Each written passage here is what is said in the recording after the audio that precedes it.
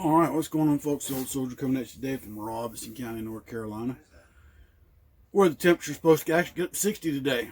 But guess what? Rain. But tomorrow through Thursday, we're supposed to have 3 consecutive days of sunshine. So maybe we'll get somewhat dried out. Walking through the yard yesterday and out at the range on Saturday, felt like I was walking on a sponge. It's just how saturated we are down here.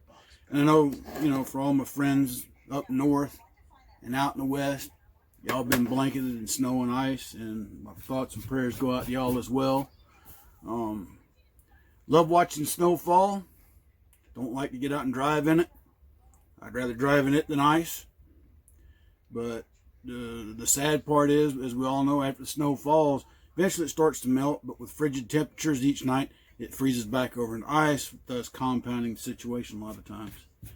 And especially black ice patches can be just outright deadly. But anyway, I hope everybody enjoyed Saturday's video of my pathetic attempt to work with my U-45. I've got to get back out and practice again this week. Kind of get used to that pistol and work on my trigger control. I kind of came to the conclusion, because after I finished editing the video, went back and shot a couple more magazines and focused on my trigger control and had better accuracy. Not great, but better. So I got to get back to the fundamentals. It's been too long. Which I'm probably going to wind up investing in one of them laser training systems, which great, wonderful. Outside of it doesn't replicate the recoil, but that's okay. But anyway, folks, hope everybody, like I said, is doing good today. It's your typical Monday down here.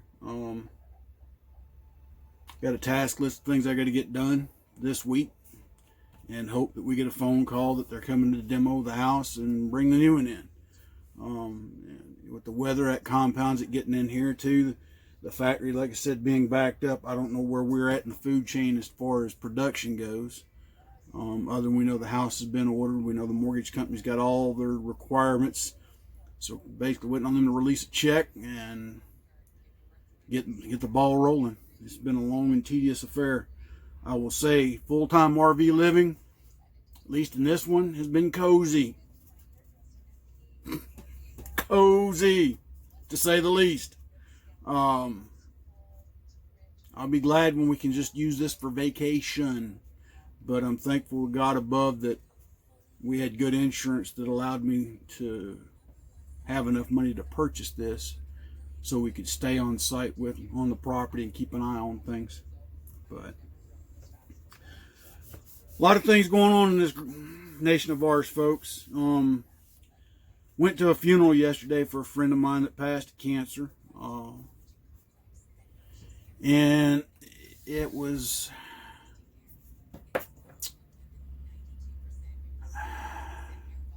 Well, one, I'm glad that he's not hurting anymore. But what I'm getting at is the people that showed up. You had part of the crowd wearing masks, the other part not wearing masks. People wearing masks, hugging people without masks. People that didn't want to be bothered as far as being touched. Other people going out of the way to give you a hug or shake your hand. Is this what we've come to?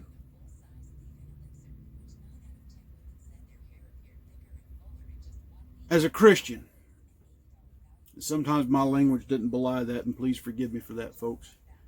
But as a Christian, I fear death not.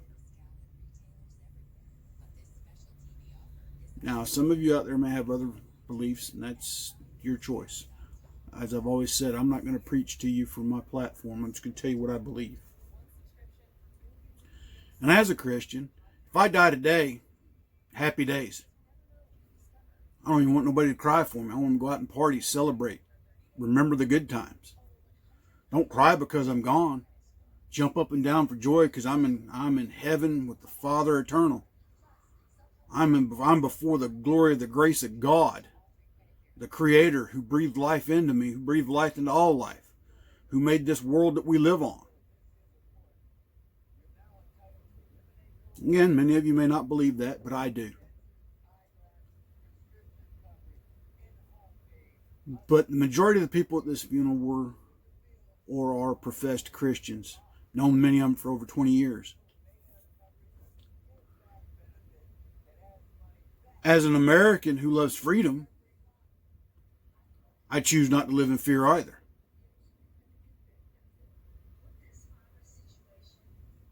I don't think a mask is going to protect me. I don't think wearing two will. I don't trust the vaccine because it's an mRNA vaccine.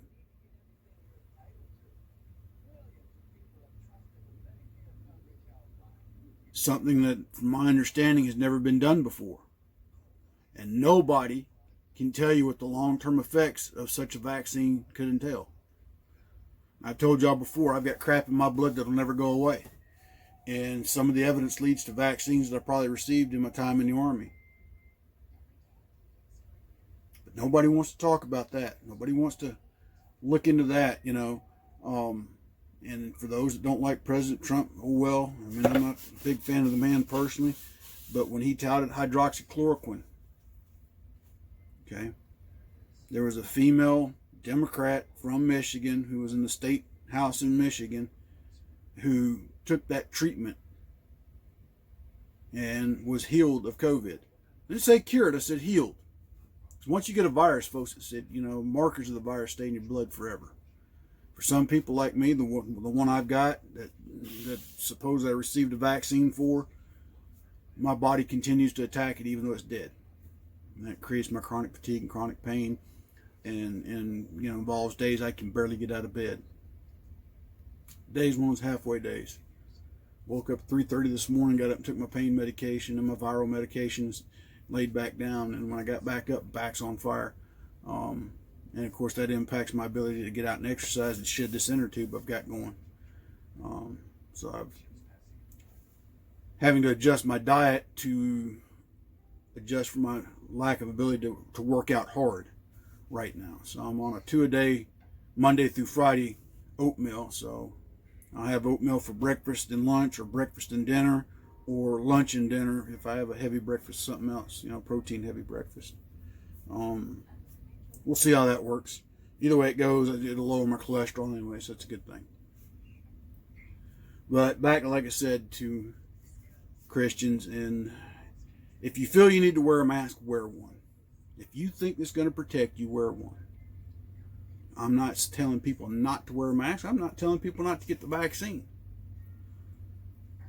But I do catch flack from time to time from people about that, and my own brother included kind of giving me indication that he thinks I'm not so smart for not getting it. But at the end of the day, it's my choice. Now, my real fear is for the military. Right now, it's voluntary for them. I was talking to my son-in-law this weekend about it. And until they make it mandatory, he plans not to take it. And I know several other active duty members that have said the same thing. I know several active duty members that are frowning upon those in the force that aren't getting it. And now peer pressure is being applied to those that don't want to get it. And that was something that I thought we had stamped out in my 22 years. Apparently not. I attribute that to the communist influence that has gotten into the ranks. Read The Naked Communist, folks. It puts it in there. Remember what I've always said, marginalize, demonize. Two of the tenets of communism when it comes to the truth. Marginalize it, then demonize it. And anybody that's talking about it. The Wuhan flu, the Kung Fu flu, the China virus. Again, I'm in my military mind, I'm already saying bioweapon. Biological attack. The real question, intentional or unintentional. I say intentional. And one lady commented one time on a post that I posted on WebMD, how can you think China would do that in the whole world? Simple, lady. China's a communist nation, and communism's end goal is world domination. They don't care who they kill, maim, or mutilate to make that happen.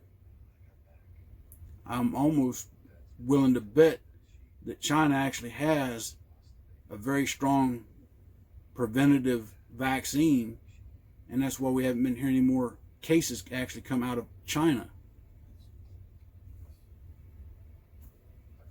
Go figure. But instead, they want to spread worldwide panic and create fear among people. And that's how you demoralize a nation. That way, when you decide to come and take them, a good portion of their will to fight back has already been taken. And that's another fear tactic. So, my advice to you folks, quit living in fear. Live your life. If you go somewhere that says you got to wear a mask,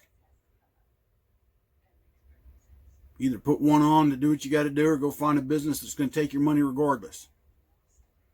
One of my buddies walked into a Subway down here in Lumberton, North Carolina, and they told him, you got to put a mask on to come in here. He said, you don't want my money? The boy trying like the mask. What do you have? Simple economics, folks. And I get a lot of stores, their franchise, their corporates are making them do, because of, like in our state, we got a worthless governor who issues worthless, unconstitutional executive orders and calls it law. That's the other thing I want to talk to you about again one more time. I've said it before in the video, I'm saying it now. An executive order, whether it comes from the president or the governor of a state, is not a law. It is a policy letter. And some state governments seem to interpret that when the governor writes an executive order, that's just as valid as law. No, it is not. Let's be very clear. Why? State legislature can overturn an executive order at their will and their discretion if they choose to do so. If they don't, the executive order has powers similar to a law as far as enforcement goes. But even then, if challenged in court, 9 out of 10 times can be beaten. And again, I'm no lawyer, but an executive order is not a law. And don't let anybody tell you otherwise. And that's why I take issue with Camp World here in Hope Mills, North Carolina.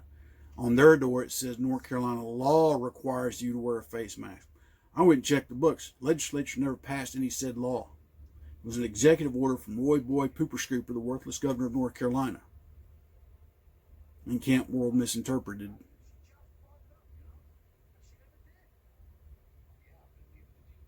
As several other stores here in North Carolina when they put those signs up. Many have corrected it now to read executive order. Okay. But at the end of the day, an executive order is not law.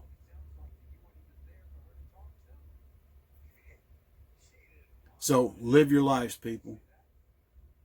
I'm just I'm sick of all this.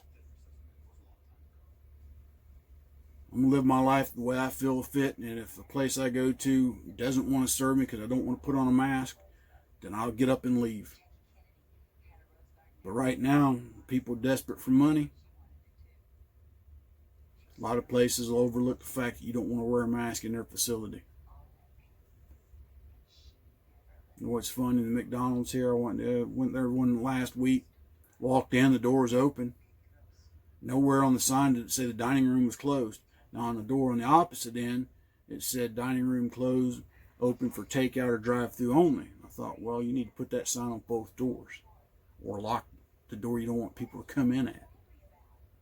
But then I drove by McDonald's yesterday, another one, people were in the dining room eating. So, people need to stop living in fear. Is COVID killing people? Absolutely. Is it a real virus? Definitely. But I think a lot of the numbers from the CDC are skewed beyond imagine. Okay? And I definitely don't trust anything that comes out of the World Health Organization. And I darn sure don't trust that little rat up there called Dr. Fauci. Fascist Fauci is what I'm going to call him. He's starting to remind me of Joseph Goebbels from the Nazi Party. Can't make up his mind. He's a hypocrite. I don't trust a darn thing he says. And neither should you. All right, folks. I'm coming up. I'm already past 15 minutes. So y'all take care. Stay safe, stay armed, stay vigilant. Anyhow, anyway, Kyle. And keep your head on a swivel and your eyes open, your ear to the ground. Until tomorrow, Soul Soldier out.